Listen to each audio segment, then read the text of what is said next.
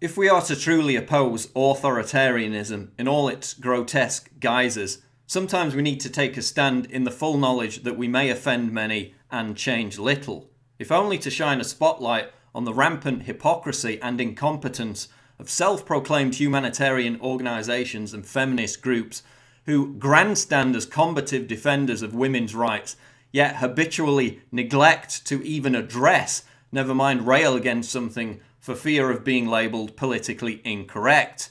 I'm talking about the Islamic face veil, the burqa, the hijab, the niqab, and the chador. To be clear, I'm not talking about Islamic women who choose to wear these veils completely of their own free will. Indeed, I firmly believe that the 2010 French law, which bans the wearing of the burqa and other facial coverings in public, is a violation of basic rights.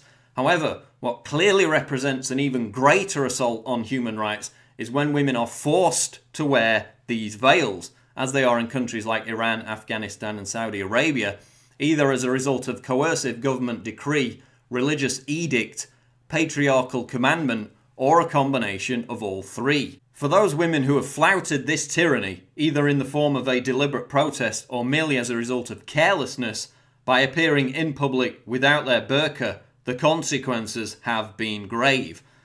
Acid attacks, torture, police brutality, menacing death threats, murder, all for failing to wear an item of clothing. So here's my dangerous idea. Let's build a campaign. Try and get every women's and human rights group on board. Pick a date, pick a time of day, and at that moment, let the eyes of the world turn to the women of Iran, Afghanistan and Saudi Arabia as they remove their burqas, hijabs and chadors in unison as part of one big fuck you against the state and culturally imposed oppression. Burqa Liberation Day, an iconic rejection of the totalitarian control of personal behaviour. Have cameras rolling as brave women in the streets of Tehran and Riyadh, Kabul and Baghdad join forces to send a powerful message of freedom that will reverberate around the world. Let me emphasise that this proposal is not anti-Muslim. You are free to exercise your personal religious beliefs. You're free to wear a burqa and to encourage others to do the same. You're also free to ignore my call to remove the burqa as part of a symbolic demonstration. But forcing women to wear head and face veils on pain of abuse, torture and murder has no place in a civilised society. So do I genuinely believe that major human rights groups would support a campaign to encourage women to remove their burqas in countries like Iran, Afghanistan and Saudi Arabia? Maybe not.